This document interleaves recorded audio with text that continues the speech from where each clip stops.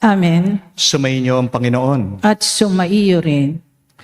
Mga kapatid, marami ka bang iniisip ngayon? Marami ka bang inaalala?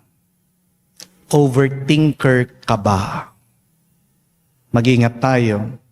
Dahil minsan, dahil sa ating mga iniisip, yan na nagiging daan ng ating paglayo sa Diyos.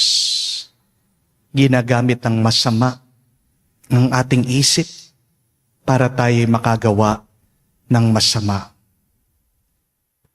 Kapag naalis ang iyong tingin o isip sa Diyos, diyan ka nadadapa, diyan ka nagkakamali.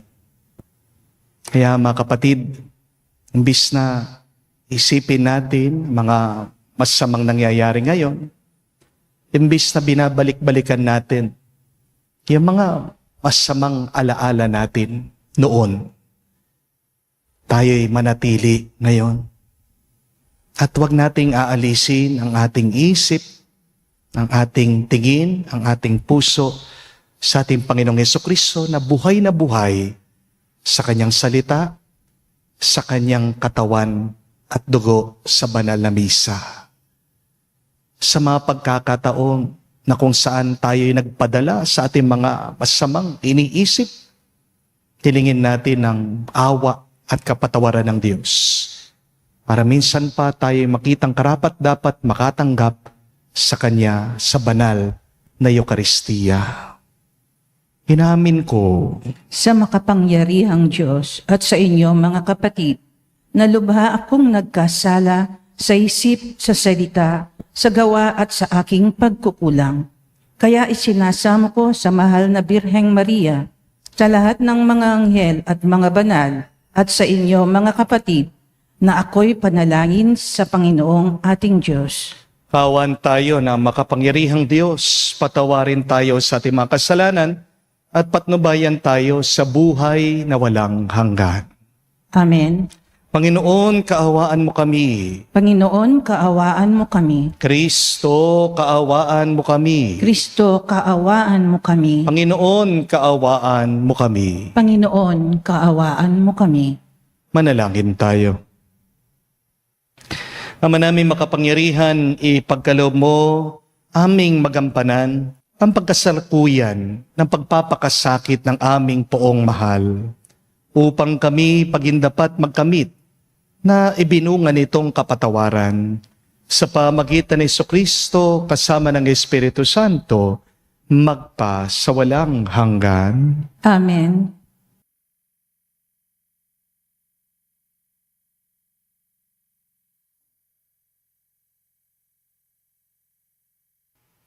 Pagbasa mula sa aklat ni Propeta Isayas. Makinig kayo, mga taong naninirahan sa malalayong lugar. Pinili na ako ng Panginoon bago pa isilang. At hinirang niya ako para siya'y paglingkuran. Mga salita ko'y ginawa niyang sintalas ng tabak. Siya ang sa akin laging nag-iingat. Ginawa niya akong parang matulis na palaso na anumang oras ay handang itudla. Sinabi niya sa akin, Israel, ikaw ay lingkod ko. Sa pamamagitan mo, ako'y dadakilain ng mga tao. Ngunit ang tugon ko, ako ay nabigo sa aking pagsisikap. Hindi nagtagumpay, gayong ibinuhos ko ang aking lakas. Gayunmay, itinitiwala ko sa Panginoon ang aking kalagayan, na ako'y gagantimpalaan sa aking nakayanan. Bago pa ako ipanganak, ay hinirang na ng Panginoon. Pinili niya ako para maging lingkod niya, upang tipunin ang nangalat na mga Israelita, at sila'y ibalik sa bayang Israel. Binigyan ako ng Panginoon ng karangalan. Sa Kanya nagbubuhat ang aking karangalan. Sinabi ng Panginoon sa akin, Israel na aking lingkod, may mas mahalaga pa akong ipagagawa sa iyo. Bukod sa pagpapanumbalik sa mga Israelitang nalabi, ay gagawin kitang tanglaw ng mga bansa upang lahat sa daigdig ay maligtas. Ang salita ng Diyos. Salamat sa Diyos. Patuloy kong isasaysay ang dulot mong kaligtasan. Patuloy kong isasaysay ang dulot mong kaligtasan. Sa iyo lang, Panginoon, lubos akong nananalig. Huwag mo akong pabayaang mapahiya at malupig. Tulungan mo ako ngayon, yamang ikaw ay matuwid. Ako sana ay sagipin, sa daing ko ay makinig. Patuloy kong isasaysay ang dulot mong kaligtasan. Ikaw nawa ang moog ko at ligtas na kakanlungan. Matatag na kublihan ko at matibay na sanggalang. Sa lahat ng masasama, O Diyos, ako'y ipaglaban. Sa kuko ng mababagsik, huwag mo akong pabayaan. Patuloy kong isasaysay ang dulot mong kaligtasan. Panginoon, sa iyo ko inilagak ang pag-asa. Maliit pang bata ako, sa iyo'y may tiwala na. Sa simula at mula pa, wala akong inasahang mag-iingat sa sarili, kundi tanging ikaw lamang. Kaya naman ikaw, poon, pupurihin araw-araw. Patuloy kong isasaysay ang dulot mong kaligtasan. Pagkat ikaw ay dakila, patuloy kong isasaysay, maghapon kong ihahayag ang dulot mong kaligtasan. Sa sa pagkabata, ako'y iyong tinuruan, hanggang ngayoy sinasambit ang gawa mong hinangaan. Patuloy kong isasaysay ang dulot mong kaligtasan.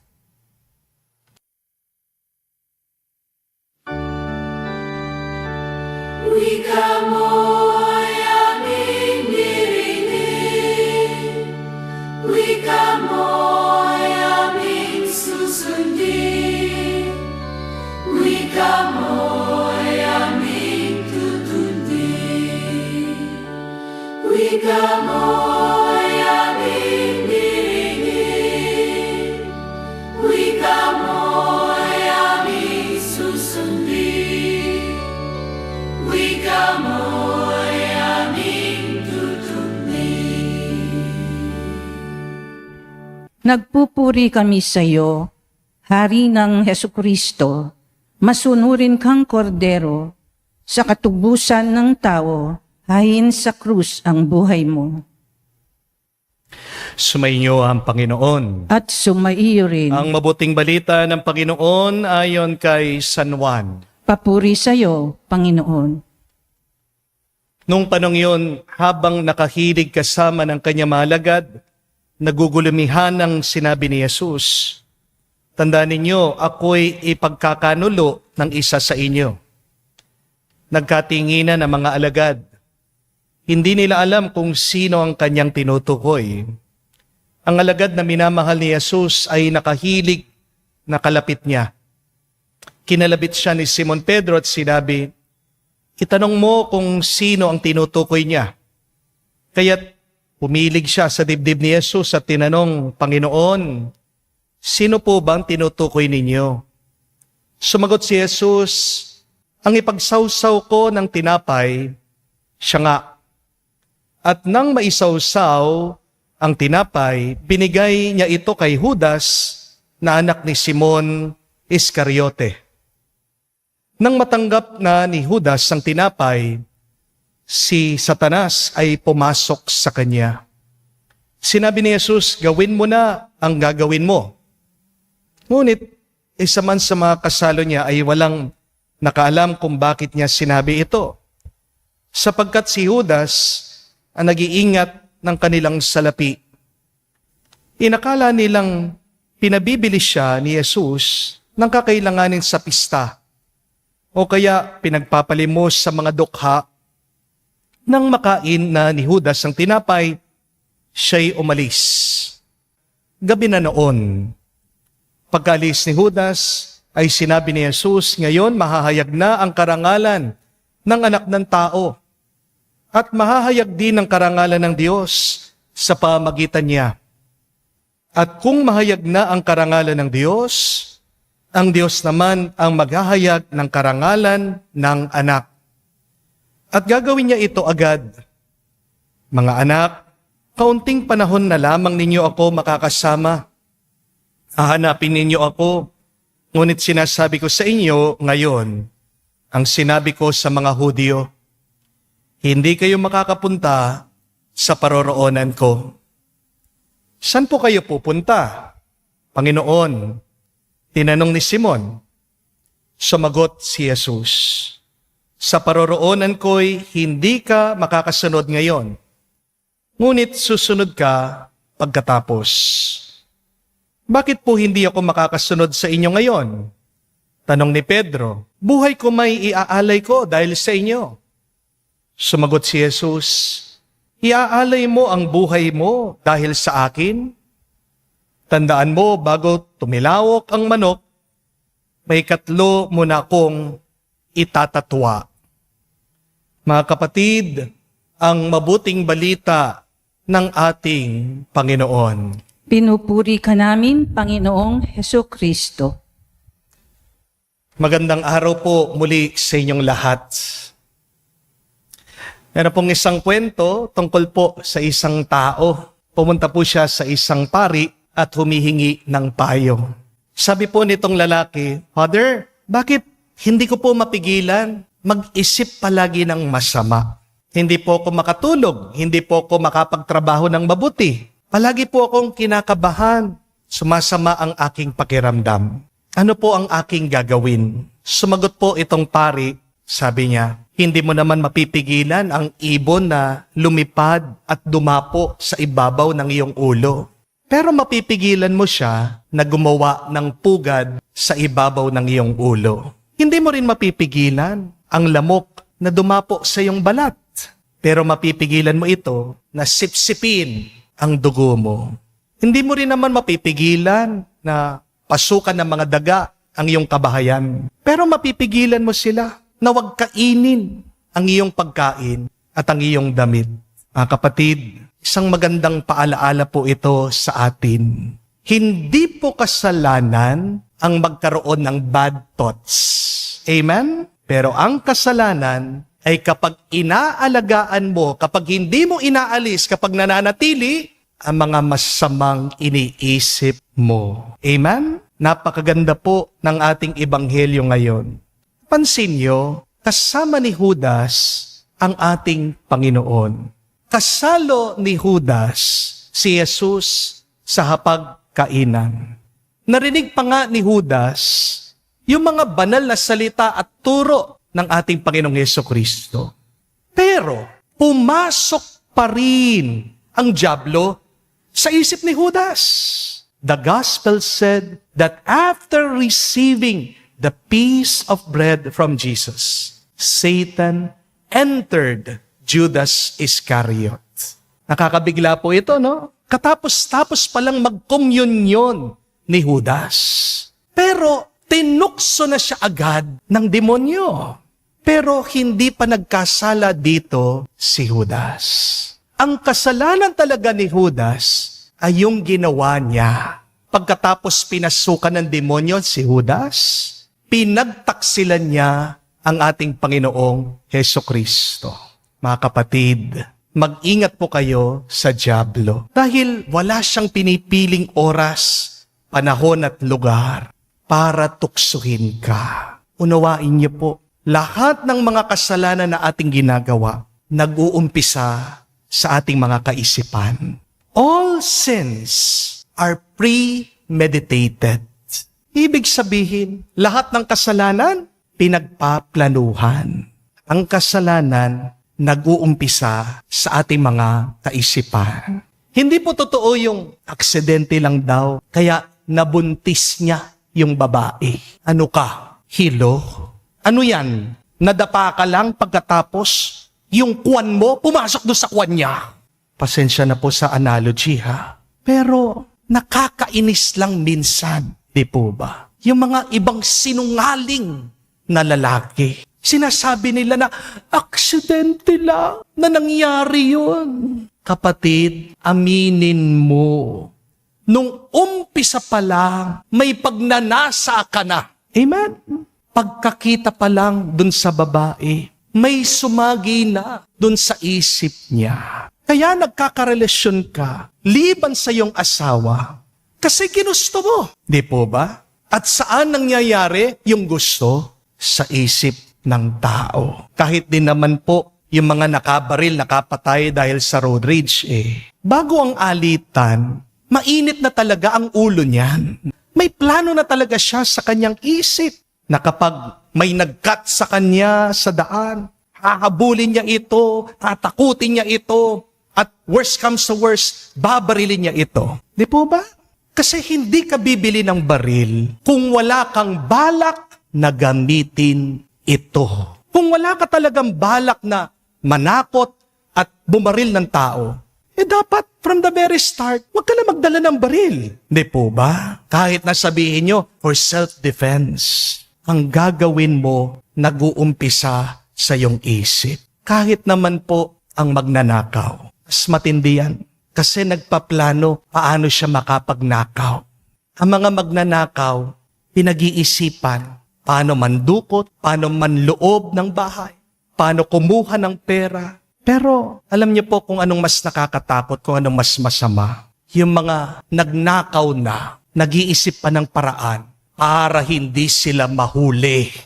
Amen? Yung mas nakakatakot at mas masama, yung nagnakaw na sila, nag-iisip pa sila ng paraan para makatakas sila at hindi sila makulong. Ang teknik po ng demonyo, ganito. Gagayahin niya madalas ang boses ng isip mo para akala mo ang iniisip mo galing sa'yo. Kaya nga yung mga iba, kumbinsidong-kumbinsido. Sinasabi, okay lang hindi magsimba kasi pagod naman ako Naiintindihan yan ni Lord. Okay lang naman yung hindi magpatawad kasi nasaktan ako. Okay lang naman magbisyo, basta't wala naman akong piniperwisyong tao. Nagre-relax lang naman ako Okay lang naman magkaroon ng babae, hindi naman malalaman ng aking asawa. Okay lang naman mangupit, hirap na ng buhay ngayon Okay lang naman makipagrelasyon sa same sex.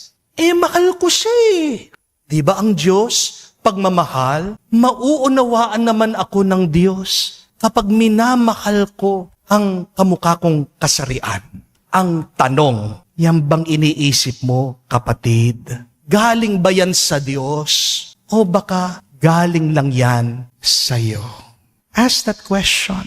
Are your thoughts really from God? Or are your thoughts just coming from you? Paano mo malalaman kung ang iyong iniisip galing talaga sa Diyos o galing sa masama? Ito po, tandaan nyo. Kapag dahil sa iyong mga iniisip, ginagawa kang mas mapagmahal, mas mapagkumbaba, at mas payapa. These are the three indicators. These are the three signs that your thoughts are really coming from God and are not coming from the evil one. One, if it makes you more loving. Second, if it makes you more humble. Third, if it makes you more peaceful. Mga kapatid, unawain niyo po, hindi lahat ng iniisip mo dapat mong paniwalaan. Hindi naman lahat ng iyong nararamdaman dapat mong sundan. Dahil ang iniisip mo na hindi mo binabantayan, nagiging pintuan ng kasamaan. Kaya nga po, ang ganda nung turo ni San Pablo. Saint Paul told us to take captive of our thoughts and make them obedient to Christ. I will repeat that. Write that down. Memorize that. Capture your thoughts and make them obedient to Christ. Ang mga iniisip kasi natin, parang mga unggoy yan eh. Our thoughts are like monkeys. Kapag pinapabayaan mo yung iyong iniisip, pansin mo, patalon-talon, iba-iba yung iyong mga iniisip. Hindi po ba? Kapag pinapabayaan mo ang iyong isip, di ba, nanggugulo sa iyong buhay? Kapag pinabayaan mong iyong iniisip, nagkakalat sa iyong loob. Kapag pinabayaan mo ang iniisip mo, dadalhin ka niyan sa takot, sa inggit, at sa galit. Amen? Kaya nga, hindi lahat ng iniisip mo, kapatid, ay totoo at mabuti. Marami sa iyong iniisip, ingay lang. Pero kung mabigo man tayo, kung magkamali man tayo, kung man dahil sa ating mga iniisip tayo magkasala, may mabuting balita pa rin na pwede pa rin tayong bumawi. Amen? Ang sabi po sa banal na kasulatan, ang matuwid na tao, kahit na 7 ulit siyang madapa, muli siyang babangon. That is from the book of Proverbs. That a righteous man falls 7 times, but stand up again. Ang tanging nabibigo ay yung taong hindi tumatayo. Amen? Ito po ang pagkakaiba ni San Pedro at ni Judas. Oo, parehas po sila nagkamali, parehas naman silang nadapa, parehas silang nagkasala. Pero ang pagkakaiba ng dalawang ito ay dun sa kanilang ending, dun sa kanilang wakas. Si Judas, pinagkanulo si Jesus kapalit ng pera. Nagsisi siya, oo, pinalik niya yung pera, pero nawalan siya ng pag-asa. Hindi siya bumalik sa ating Panginoong Jesucristo. Mas pinili pa ni Judas ang magbigti. Mas pinili pa ni Judas ang pagkawala ng pag-asa o despair. Pero si San Pedro, pansin nyo, tinanggi rin niya si Jesus 3 beses. Umiyak siya ng labis-labis. Pero bumalik pa rin siya sa ating Panginoong Jesucristo. Humingi siya ng tawad at tinanggap niya ang awa ng ating Panginoon. Bandang huli, pinili ni San Pedro ang pag-asa, ang hope. Parehas po silang bumagsak. Pero si Judas, nakatingin sa kasalanan niya. Habang si San Pedro, nakatingin naman sa ating Panginoong Jesucristo.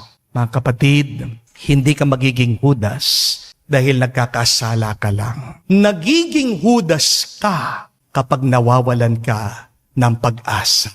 At hindi ka nagiging Pedro dahil mabait ka, dahil masunurin ka. Nagiging San Pedro ka kapag marunong kang bumalik sa Diyos. Amen?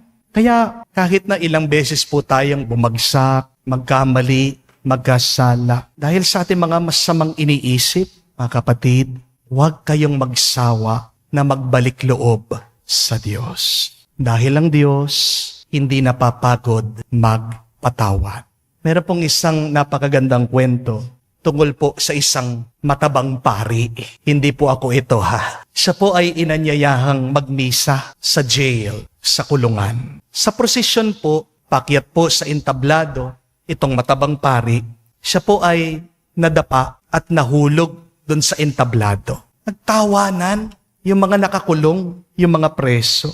Pero itong pari, kahit na hirap po siya, tumayo po siya muli. At pinagpatuloy po niya yung misa.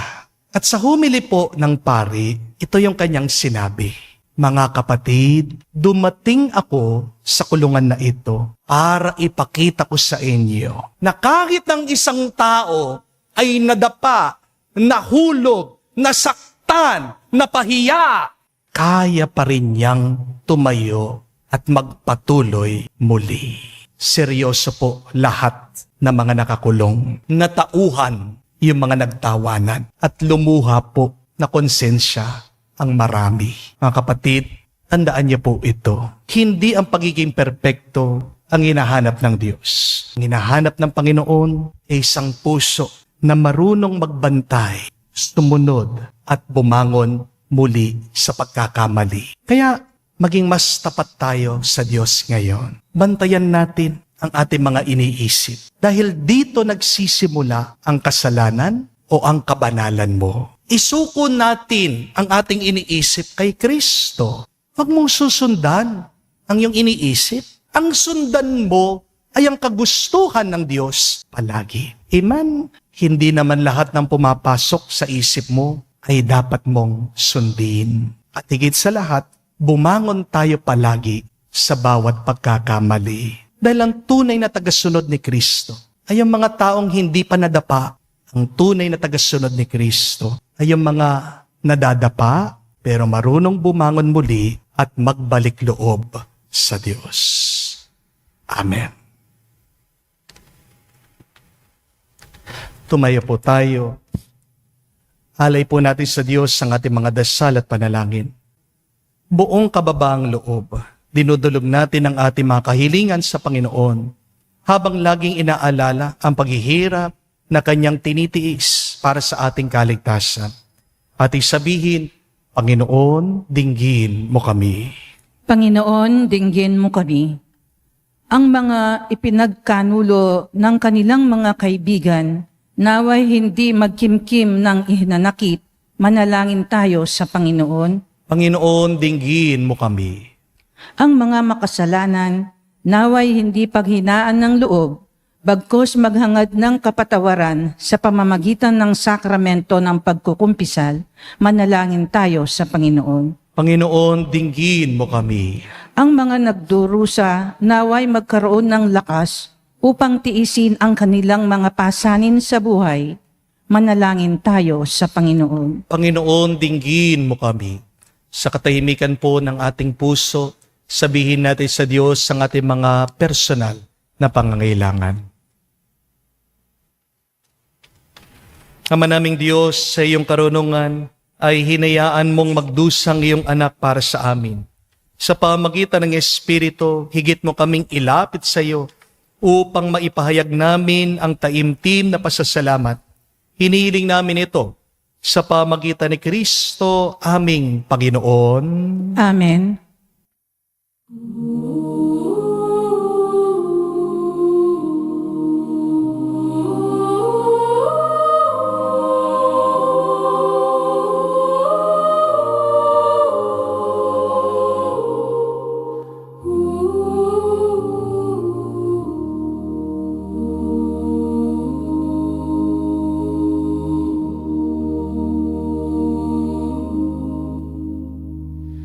Handog ko, Diyos ko, tanggapin mo na.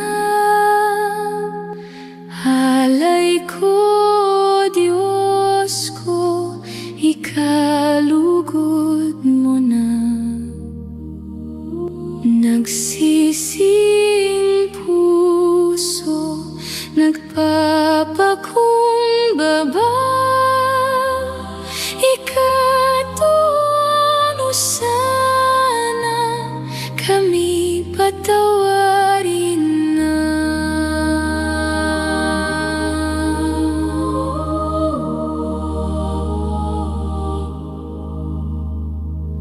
Alay na insenso, hindi ka masaya.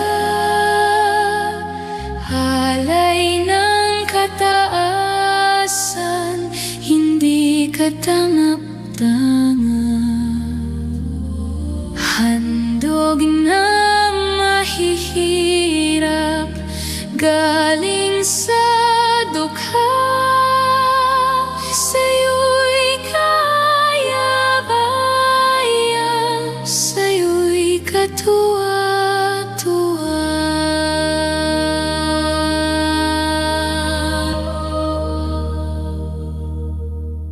Manalangin kayo mga kapatid para ang ating mga paghahain ay kalugdan ng Diyos amang makapangyarihan.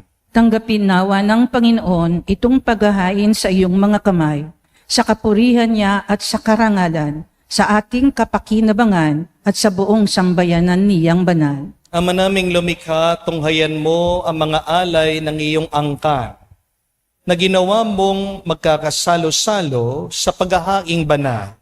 Pagkaloob mo ang kaganapang ito ay aming makamtan. Sa pamagitan ni Jesucristo kasama ng Espiritu Santo, magpa sa walang hanggan. Amen. Sumainyo ang Panginoon. At sumaiyo rin. Itaas sa Diyos sa inyong mga puso at diwa. Itinaas na namin sa Panginoon. Pasalamatan natin ang Panginoong ating Diyos. Marapat na siya ay pasalamatan. Ama naming makapangyarihan, tunay nga marapat ikaw ang aming pasalamatan sa pamagitan ni Jesucristo na aming Panginoon. Nababanaagan na namin ang pagdiriwang sa kanyang pagpapakasakit at pagkabuhay. Maluluping na ang dating pagsuway sa pag-ako sa kanyang pusang loob ng katapatan at magaganap na ang pag-aalala sa aming pag-anib sa iyong tinubos na angkan. Kaya kaisa na mga anghel nagsisiawit ng papuri sa iyo nang walang humpay sa kalangitan. Kami nagbubunyi sa iyong kadakilaan.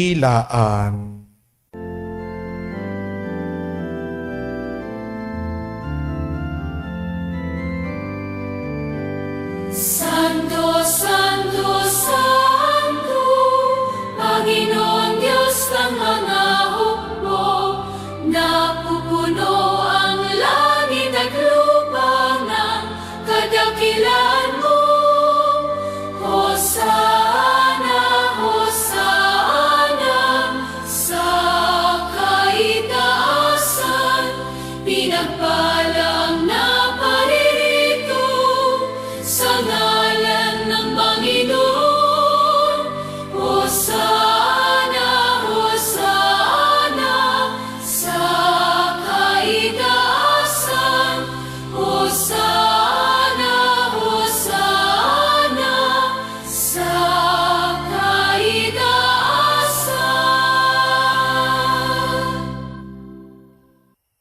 Ama naming banal, ikaw ang bukal ng tanang kabanalan.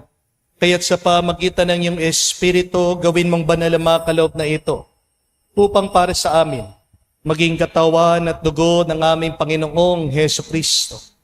Bago niya pinagtiis ang kusang loob na maging handog, hinawakan niyang tinapay, pinasalamatan kanya, pinaghati-hati niya iyon, inabot sa kanyang mga alagad at sinabi, tanggapin ninyong lahat ito at kanin. Ito ang aking katawan, na ihahandog para sa inyo.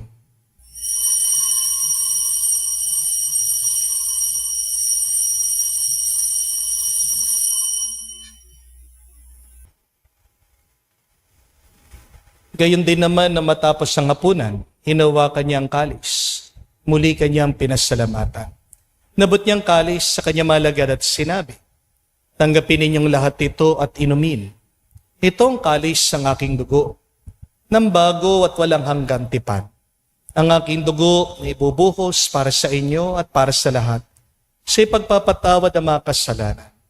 Gawin ninyo ito sa pag-alaala sa akin.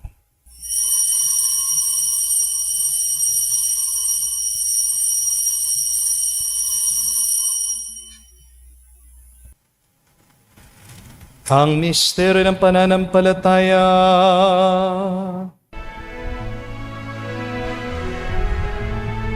Sa krus mo at pagkabuhay, kami natubos mong tunay. Oong Jesus, naming mahal, iligtas mo kaming tanan, ngayon at magpakailanman. Ama, ginagawa namin ngayon ang pag-alaala sa pagkamatay muling pagkabuhay ng iyong anak. Kaya tinialay namin sa iyo ang tinapay nagbibigay buhay at ang kalis sa nagkakaloob ng kaligtasan. Kami nagpapasalamat dahil kami yung minarapat na tumayo sa harap mo para maglingkod sa iyo. Sinasamo namin kami magsalo-salo sa katawan at dugo ni Kristo ay mabuklod sa pagkakaisa sa pamagitan ng Espiritu Santo. Amalingapin mong iyong simbahan, laganap sa buong daigdig. Puspusin mo kami sa pag-ibig. Kaisa ni Leon ang aming Santo Papa, si Florentino aming Arsobispo at ng Tanang Kaparian. Alalahanin mo rin ang aming mga kapatid na nahimlay may pag-asang sila'y muling mabubuhay. Gayon din naman lahat ng mga pumanaw. Kawan mo't sila't patuloyin sa iyong kaliwanagan. Kawan mo't pagindapatin kaming lahat, makasalo sa iyong buhay na walang wakas. Kaisa na mahal na Birhen Maria, Ina ng Diyos. Kaisa ni San Jose ang kanyang malwalahating esposo.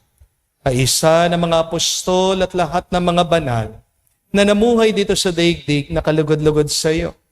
May pagdiwang nawa namin ang pagpupuri sa ikararangal mo sa pamagitan ng iyong anak, aming Panginoong Heso Kristo. Sa pamamagitan ni Kristo, kasama niya at sa Kanya, lahat ng parangal at papuri ay sa iyo, Diyos Ama, makapangyarihan, kasama ng Espiritu Santo, magpasawalang hanggan.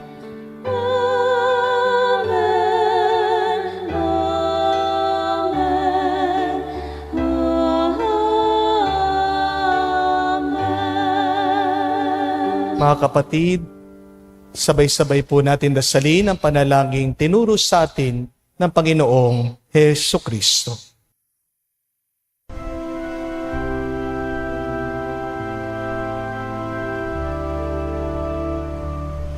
Ama namin, sumasalangit ka, sambahin ang ngalan mo, mapasa amin ang kaharian mo, sundin ang loob mo dito sa lupa para nang sa langit. Bigyan mo kami ngayon ng aming kakanin sa araw-araw at patawarin mo kami sa aming mga sala para ng pagpapatawad namin sa nagkakasala sa amin. At huwag mo po kaming ipahintulot sa tukso at iadya mo kami sa lahat ng masama. Hiniling namin kami adya sa lahat ng masama, pagkalooban ng kapayapaan araw-araw, ligtas sa kasalanan, ilayo sa lahat ng kapahamakan, samantalang aming pinanabikan ang dakilang araw ng pagpapahayag ng tagapagligtas sa aming si Heso Kristo. Sapagkat sa iyo ang kaharian at ang kapangyarihan at ang kapurihan magpakailanman. Amen. Panginoong Heso Kristo, sinabi mo sa mga apostol, kapayapaan ang iniiwan ko sa inyo. Ang aking kapayapaan binibigay ko sa inyo. Tungayan mo ang aming pananampalataya at huwag ang aming pagkakasala. Pagkalooban mo kami ng kapayapaan at pagkakaisa ayon sa iyong kalooban. Kasama ng Espiritu Santo, magpa sa walang hanggan. Amen. Kapayapaan ng Panginoon ay laging sumainyo. At sumaiyo rin. Magbigayan po tayo ng kapayapaan sa bawat isa. Peace with you po. Kapayapaan po sa inyong lahat.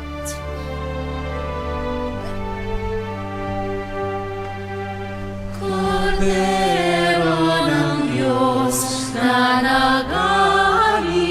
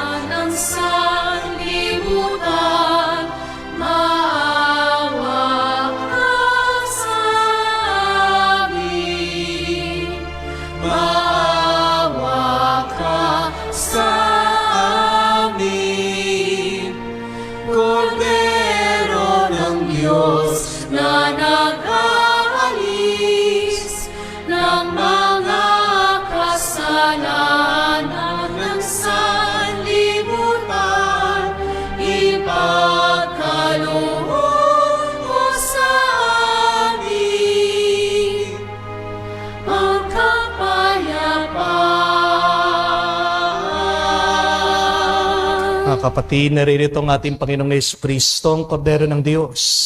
Siya nag-aalis sa mga kasalanan ng sanlibutan.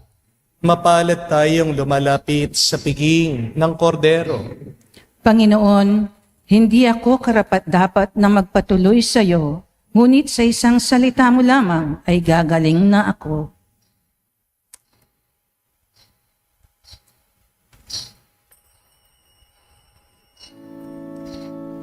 Landas na kay sa liyo'y hinila, bawat hapag nito'y dusa't hirap ang laman. Sa kalooban ng Ama, magpasakop kang ganap. Buhay mo, Jesus, ang siyang alay na sapat. Laban sa abos ng mundo, lumakad ka sa landas mo. Laban sa lakan ng mundo, andas na sa'kin nais mo. Sa iyong mga yapak, ako ay dadahak. Kahit higit ng luha, ang nilakaran mong landas. Pasakit man at tusang, tulad ng mundo'y ganggan. Bawat tabas ng iyong mga yapak, bawat habang mo'y aking susundan.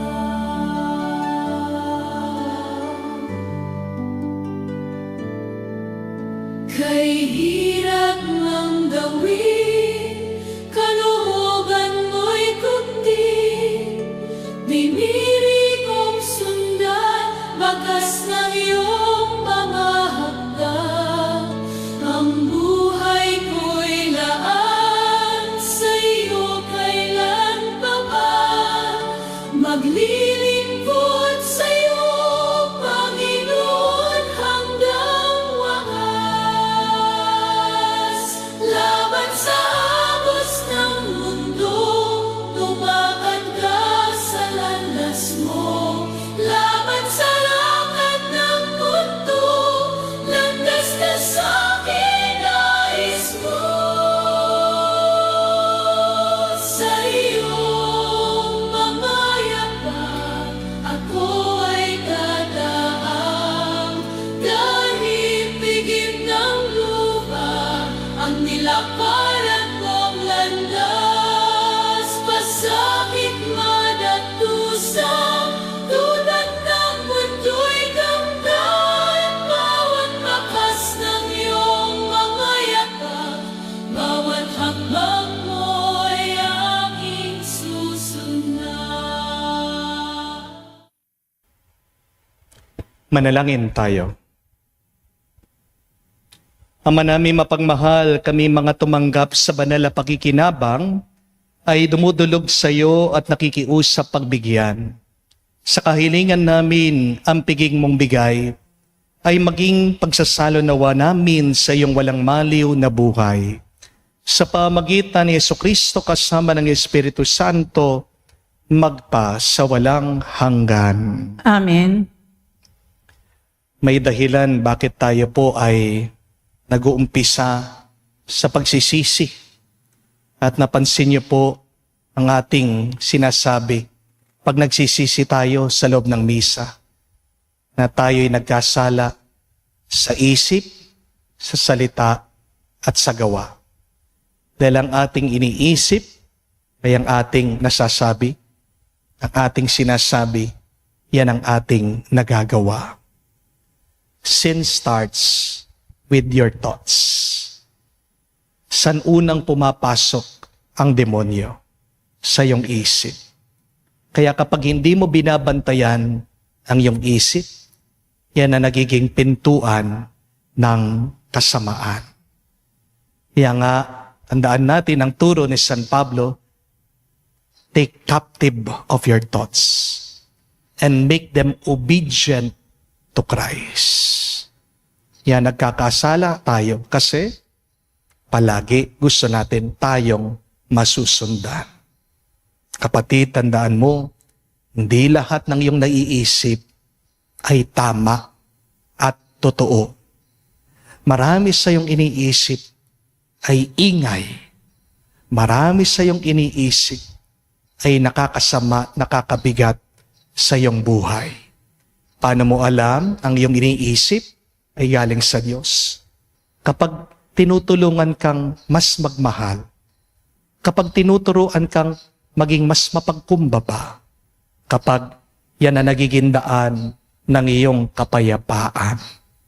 That is why, my dear friends, once again, let us turn our thoughts to Christ. At kung tayo man ay nadapa, nagkamali, bumangon tayo kamukha ni San Pedro. Ano yung mga matagal nang niisip mo, na sinasarili mo, kinikimkim mo? Kapatid, panahon na. Nabuksan mo yan, bitawan mo yan, iwan mo yan sa Diyos. Kahit po pag kayo ay magkukumpisal, sabihin niyo po sa pari yung mga masamang iniisip niyo. Mahirap pong nanghuhula ng kasalanan. Pag nagpapakumpisal ako, agad sinasabi, Father, ang dami kong iniisip na masama. Ano po yun? Basta't po ang dami. Kala naman, nababasa ko yung kanilang mga utak. Hindi po ba? Hindi po ako fortune teller. Ha? Wala pong telepathy ang mga pari. Sabihin niyo po, yung mga masamang iniisip, para malinis na, para maging payapa na, para magkaroon ng puwang ay yung isip para sa salita ng Diyos. Dahil ang salita ng Diyos, tandaan niyo, ay espiritu at buhay. Sumainyo ang Panginoon. At sumaiyo rin At kayo'y basbasan ng Diyos, makapangyarihan sa lahat, sa ngalan ng Ama, ng Anak, ng Espiritu Santo. Amen. Ang ating misa ay natapos na. Umayo kayo sa kapayapaan ni Kristo. Salamat sa Diyos.